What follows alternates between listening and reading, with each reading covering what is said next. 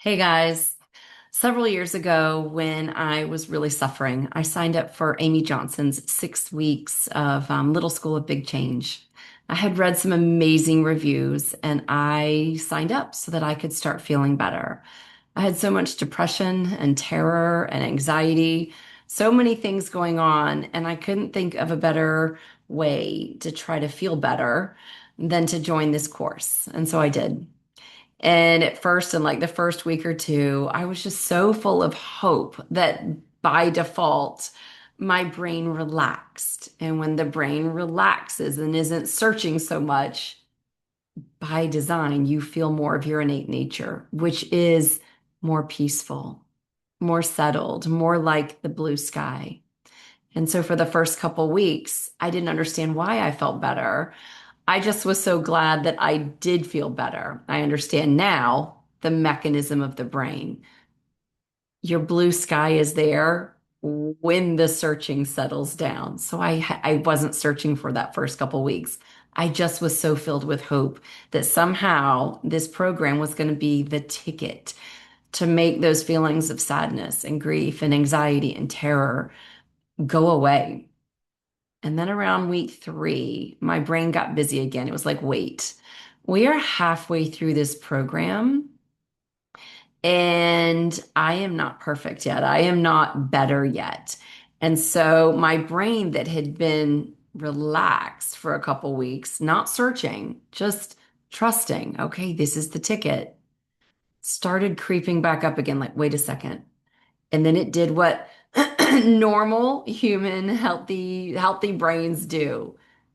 It perked up and started really getting very alert and searching. Am I better? Is today better? Was yesterday better? Am I actually worse?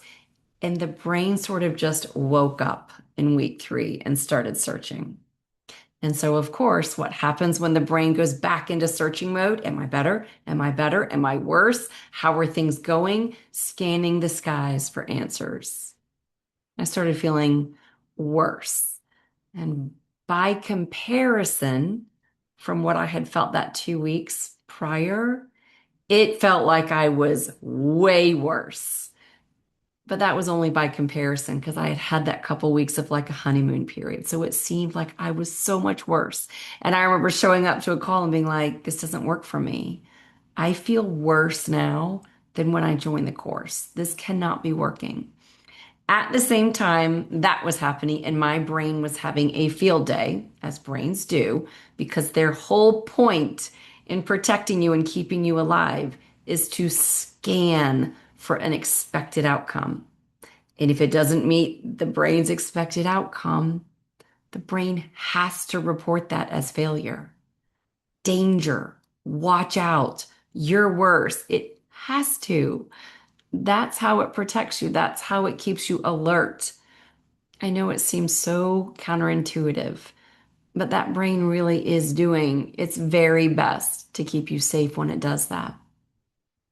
So, about the same time, my brain was getting very active and analyzing every little feeling I had within me, every emotion, and then labeling it better, worse, good, bad. Are we making progress? Which, of course, heightens the entire experience. At the same time, something beautiful was happening. It didn't feel beautiful.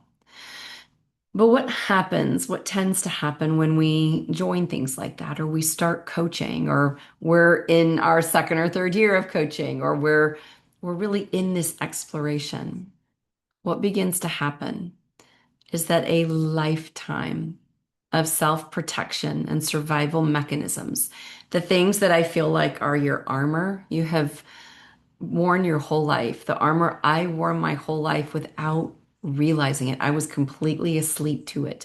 The things that kept me beautifully numb, the things that allowed feelings to stay repressed, which is not a bad thing. I think repression is the kindness of life, holding things down. It's not that things are going wrong. We're not doing that. I think life has this beautiful protective element to it so that for however many years or decades, we don't feel the full extent of the feelings that are in us. And then we get into these courses or we get into one-on-one coaching. And what happens is we, in this exploration, begin peeling back some of the armor. Now, again, it's not like you know you have this armor, but it's the things that have kept you safe from feeling. And that's what the brain wants to do. It wants to keep you safe from feeling. And it makes sense evolutionarily because 400,000 years ago, your great, great, great, great, great, great, great grandparents, those ancestors, when they needed to run from a tiger on the savannah, when there was a imminent threat of death, they didn't need to have feelings about it. They didn't need to have emotions. They just needed to run or freeze or fight. And so the brain still works that way. The brain wants to protect you by keeping you from getting in touch with those deeper emotions. So when you start working with someone or when you join a course, if that course or that coach is worth any salt, they are going to help dissolve some of those layers of armor. They're going to help break down some of those protective measures that your brain believes has kept you safe for your whole life. And I like the metaphor. It's kind of like if you have a wound on your hand, like you've burned your hand or something. And so what do? You put some ointment on it and then you cover it, right? So that you don't see it, you don't feel things brush up against it, you don't feel it when you're out in the elements. You cover it and then you go about your day. And then later you peel back the bandage and it takes part of the scab with it. And so you accidentally sort of peel some of the scab. Well, that scab was what was protecting you from feeling that flesh wound underneath. And so you pull it back a little and it's like, ow, ow, that hurts. It's not that the flesh wound wasn't there already. It's that you've pulled back the bandage and the protective scab. And now you are just seeing it, you're feeling it.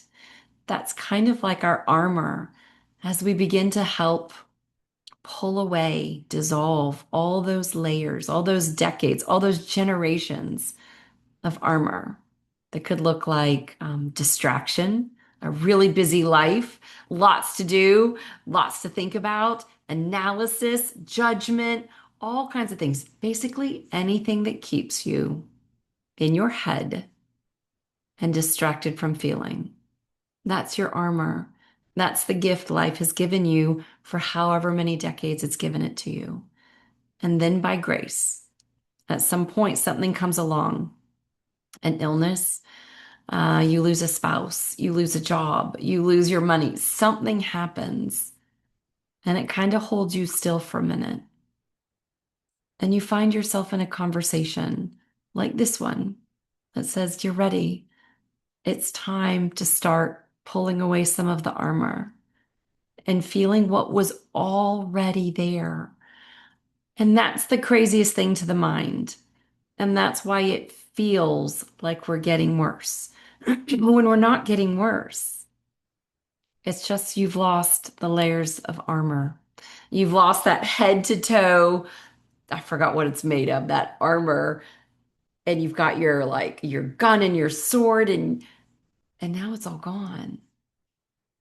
And it's time to start feeling what was already there.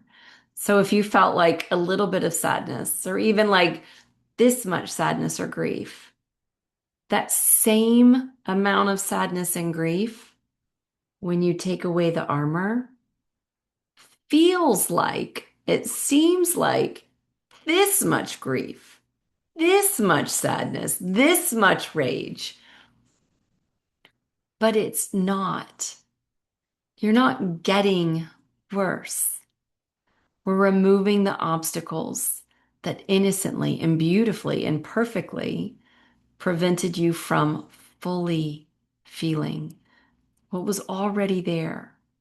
And then In swoops, your very helpful mind that is designed to prefer familiarity and certainty, and it is designed to want to meet expectations perfectly.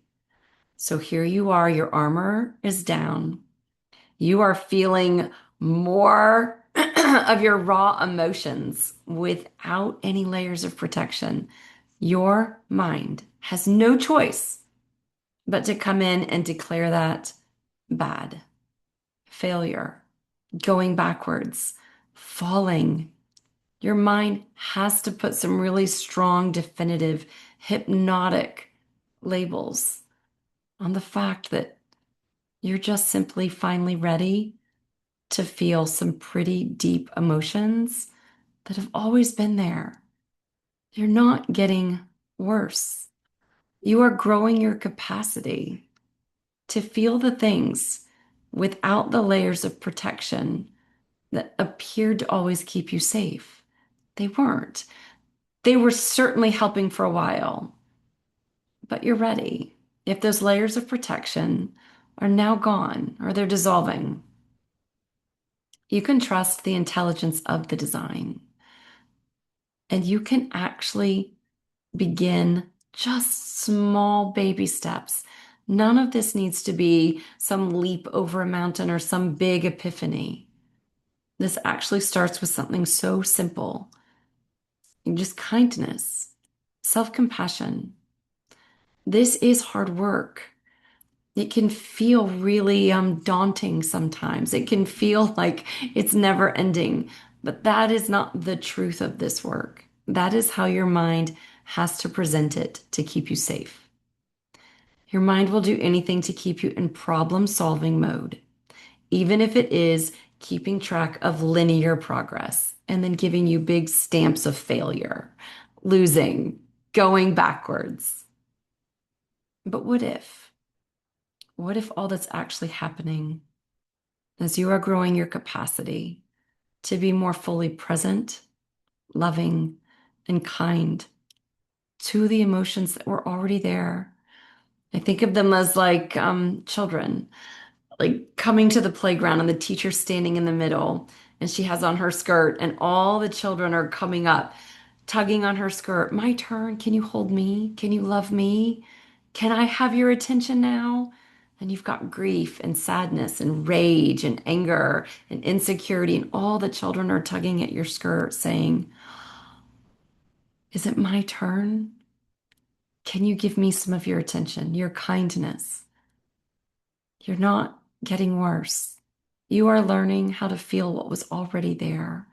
And you have a very healthy, normal brain that is evolutionarily conditioned to put big labels of failure and backwards on anything that doesn't meet its expectation. And what is its ultimate expectation? That it will keep you safe forever from feeling. You guys, this is a wonderful place to be, honestly. I know the brain hates it. I know the ego absolutely cannot stand when your expectations are not met. But I would like to propose that if you're in that space right now where you're like, no, I'm not better, my feelings are louder, my sadness is bigger, you're in a really, really good space. You're in a really safe space. And you are in a wonderful, wonderful opportunity to begin growing something so much greater than I never feel bad. There's so much more on offer here. Let's keep going. Let's keep growing that capacity. And let's just notice what the brain is designed to do. And let's not vilify it. Let's let it keep coming in, comparing, making its charts and graphs. And I was here on Thursday and now I'm here a week later and this is bad. Let's just give that brain some grace for doing its best. You're not getting worse. You're growing your capacity to feel what was already there. And it is an incredible gift. I hope this helps. Bye, guys.